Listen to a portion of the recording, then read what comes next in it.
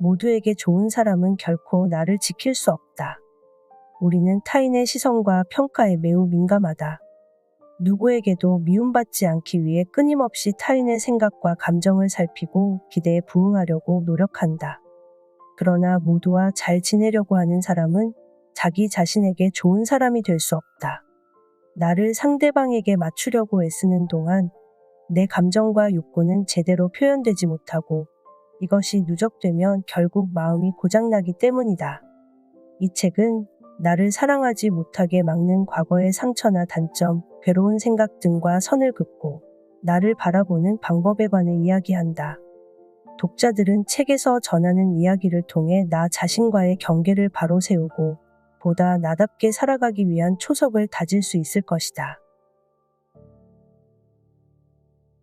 오늘 읽어드릴 책은 이 선 넘지 말아줄래요? 입니다. 지은이, 송주연, 펴낸곳, 스몰빅미디어. 과거의 상처와 거리 두는 법. 과거는 상처를 포함해 우리가 살아온 과정이고 그런 일이 있었다는 사실은 절대 사라지지 않는다. 하지만 그 과거의 상처에 매몰되어 살아가느냐, 아니면 거리를 두고 인식하며 보다 통합된 나 자신으로 살아가느냐는 지금 여기서 선택할 수 있다. 한번 부러진 다리는 절대로 안 부러졌던 다리가 될 수 없다. 엑스레이를 찍어보면 다리가 부러졌던 흔적은 평생 남아있다. 하지만 잘 치료하면 뛰는데 전혀 문제가 되지 않고 오히려 부러졌던 부분이 더 단단해질 수 있다. 과거의 상처들도 그렇다. 이미 받은 상처는 결코 되돌릴 수 없다. 보기 흉하다고 보지 않고 밀어낼수록 상처받은 내면 아이는 더 깊이 숨어들었다가 삶에서 불쑥불쑥 튀어나와 현재의 삶을 방해한다. 하지만 부상을 입은 우리의 신체가 치료 후 더 단단해지는 것처럼 우리의 마음도 상처에서 치유되면서 더 단단해질 수 있다. 모든 것이 완벽할 순 없다. 프로크루스테스의 침대라는 말을 들어본 적이 있는가? 그리스 로마 신화에 등장하는 프로크루스테스는 아테네 교회의 강가에 살았던 노상 강도다. 그는 지나가는 사람들을 집에 초대해 쇠침대에 눕히고는 침대 길이보다 짧으면 다리를 잡아 늘리고 길면 잘라버리곤 했다. 하지만 이 침대는 고정되어 있는 것이 아니라 임의로 길이를 조절할 수 있었다. 때문에 어느 누구도 그 길이에 정확히 맞출 수 없었고 결국엔 죽음을 맞이했다. 이 신화에서 프로크루스테스의 침대라는 말이 생겨났는데 자기가 세운 일방적인 기준에 다른 사람들의 생각을 억지로 맞추려는 독성과 아집을 뜻한다. 과거의 상처와 더불어 우리를 자기 자신으로 살지 못하게 하는 대표적인 것이 바로 이 프로크루스테스의 침대다. 프로크루스테스가 타인에게 잔혹한 폭력을 행사했다면 현대를 살아가는 많은 이들은 자기 자신을 폭력적으로 대한다. 스스로에게 완벽한 기준을 제시하면서 이에 도달할 때만 진정한 자기 자신이 된다고 여기고 온갖 노력을 다하는 것이다. 하지만 아무도 정확히 맞출 수 없었던 프로크루스테스의 침대처럼 완벽이란 인간에게는 도달할 수 없는 목표다. 때문에 이 기준에 맞춰 자신을 늘리고 자르며 변형시키다 보면 오히려 자기 자신의 모습을 잃어버리게 된다. 나 자신으로 살아가기 위해서 우리는 이런 완벽하고자 하는 욕구, 그러니까 우리 내면의 프로크루스테스의 침대와 선을 그어야 한다. 시련은 나만의 문제가 아님을 이해하자. 내가 겪는 어려움은 나만의 문제가 아니라 인간이라면 누구나 가질 수밖에 없는 보편적인 조건에서 비롯된다는 자각이다. 내가 겪은 어려움과 힘든 상황들, 내가 가진 약점들이 단지 나만의 것이 아니라 다른 이들도 함께 겪는 보편적인 일이라는 깨달음은 나와 타인을 측은지심을 가지고 대하게 한다. 측은지심은 결국 우리 모두는 연결되어 있음을 알게 해준다. 이런 느낌들은 나 자신을 보다 너그럽게 대할 수 있는 토대가 되어준다. 이렇듯 진정한 자기사랑은 스스로에게 좋은 평가를 내리기 위해 자존감을 올리려고 애쓰는 것과 다르다. 나의 약점과 단점을 개선해 더 나은 내가 되기 위해 노력하는 것도 때로는 필요하지만 그보다 나 자신에게 친한 친구가 되어주는 것이 우선이다. 곁에 있는 친한 친구가 자신의 모습에 실망해 괴로워할 때 위로를 건네듯 나 자신의 실망스러운 모습에 가혹한 잣대를 들이밀지 말고 스스로를 친절하게 대해주자. 자기 자비의 자세가 선행될 때 우리는 나 자신을 보다 온전하게 느낄 수 있다. 그럴 때 완벽주의와 자기 비난의 늪으로부터 스스로를 지켜내고 보다 나다운 모습으로 살아갈 수 있을 것이다. 내게 좋은 건 너에게도 좋을 거라는 착각. 사람들은 흔히 내게 좋은 건 네게도 좋은 것이라고 가정하고 타인에게 조언을 건넨다. 하지만 바로 이 전제가 문제다. 내게 좋은 건 네게도 좋은 것이라는 전제 자체가 틀렸다. 심리학자들에 따르면 사람들은 모두 다른 마음을 가지고 있다. 아무리 같은 문화권에서 자라났다 해도 잉태된 과정, 가정환경, 기질적인 요인, 성장한 배경이 모두 다른 우리는 저마다 다른 관점으로 세상을 바라본다. 심리학에서는 이렇게 타인이 나와는 다른 존재임을 인식하고 상대방의 감정, 사고, 행동 등을 그 사람의 관점에서 이해할 수 있는 능력을 조망 수용 능력이라고 부른다. 저명한 인지 심리학자 장 피아제가 명명한 개념으로 피아제는 7세 이후에 이 능력이 발달한다고 주장했다. 하지만 최근의 연구들에선 조금 더 이른 나이의 유아들도 조망 수용 능력을 가지고 있는 것으로 나타났다. 조망 수용 능력에 따르면 내게 좋은 건 네게도 좋은 것이라는 전제는 분명히 틀렸다. 타인이 나와 다른 관점으로 세상을 바라고 있음을 이해하는 조망 수용 능력을 갖춘 성인이라면 상대방이 나와는 좋아하는 것과 싫어하는 것이 다를 수 있다고 전제하는 것이 옳다. 부모와 자녀 사이에도 간격이 필요하다.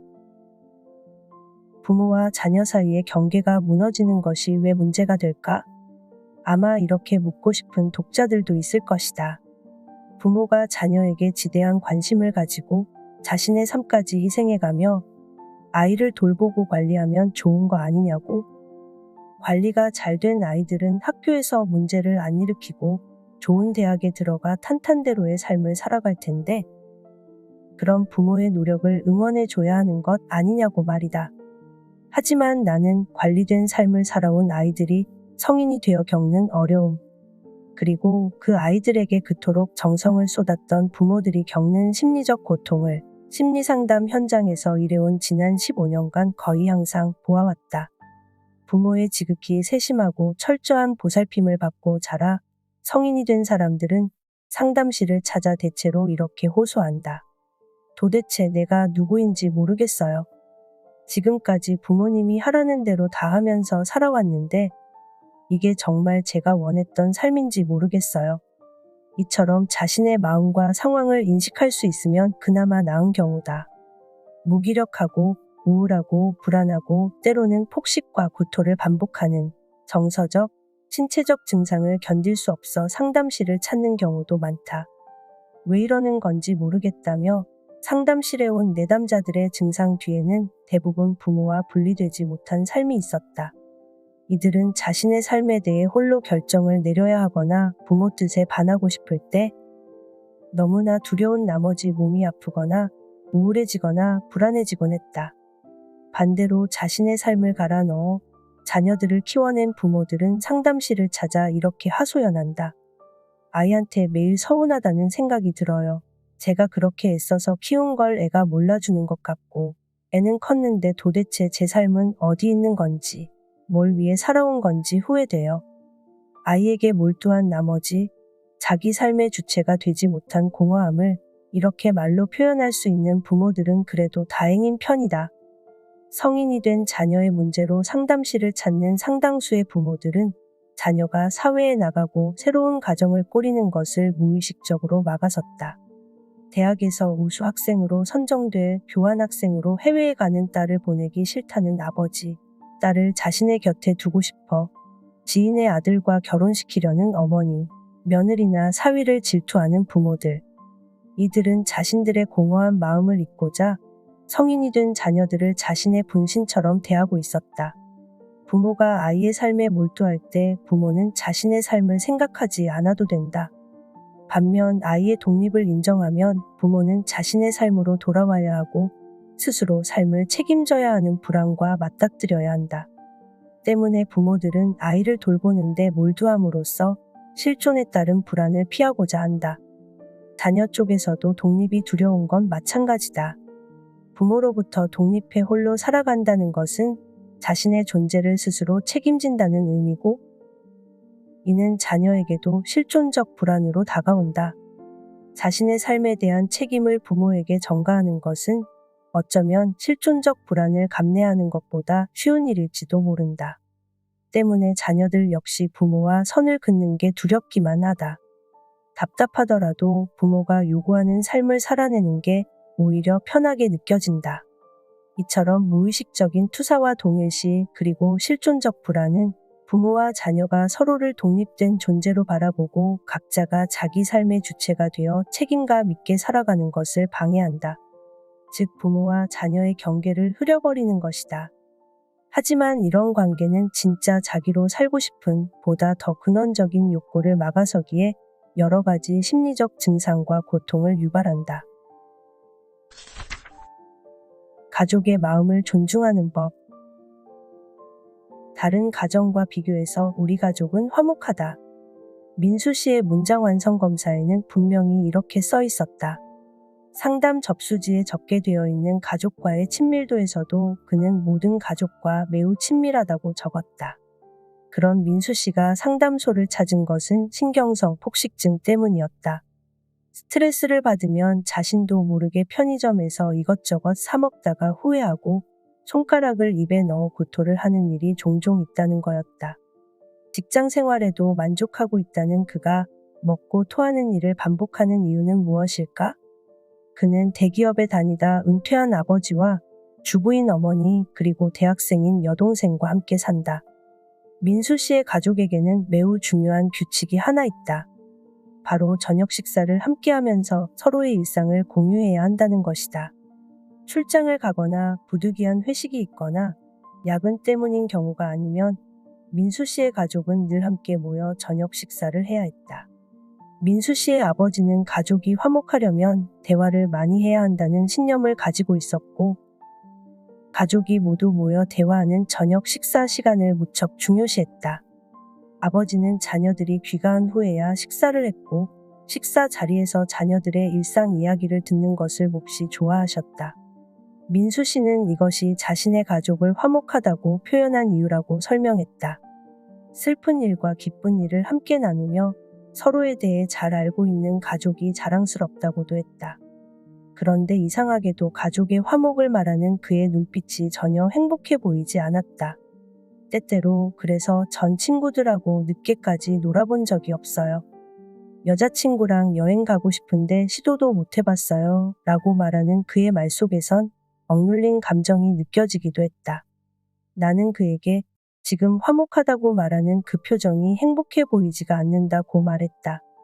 그는 한동안 말을 잇지 못하더니 어느새 눈물을 글썽였다.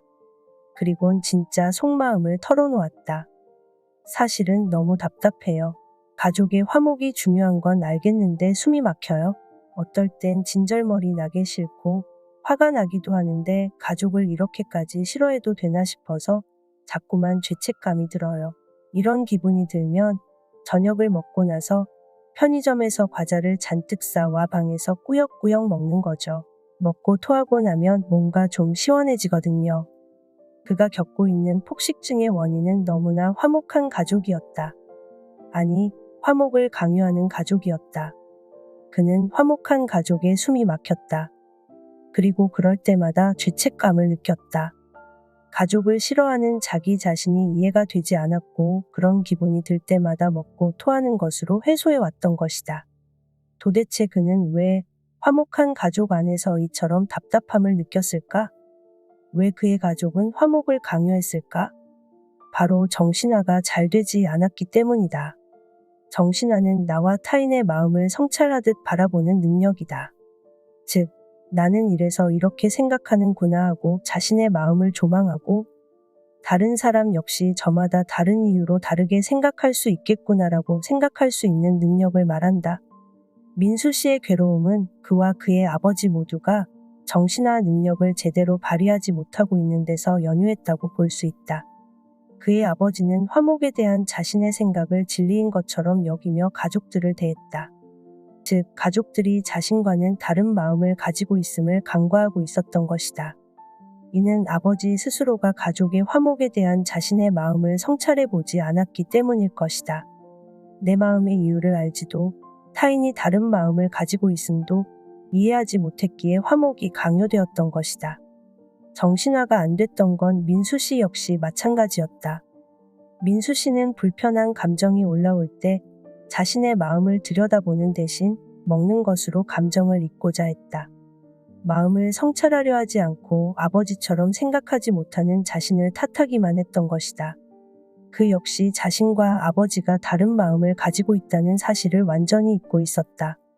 민수 씨는 서둘러 퇴근하면서 느꼈던 불안감, 자신의 상황을 납득하지 못했던 친구들의 반응, 귀가 시간 때문에 애인과 자주 다투었던 일 등을 조목조목 털어놓았다. 또한 이런 일을 겪었을 때의 짜증스러움, 성인이 되었는데도 사생활이 없는 것에 대한 답답함 등 다양한 감정들을 표현했다. 생각해보니 이건 죄책감을 느낄 일이 아니었네요. 모든 걸 다 말하라고 하는 거, 무조건 식사 시간을 맞추는 거, 이런 건 성인이 된 저희 독립된 생활을 저해하는 거였어요. 제가 화가 나는 것도 당연하죠. 스스로 그토록 답답해했던 이유를 찾은 것이었다. 그러자 이제 그는 아버지에 대한 분노를 표현하기 시작했다.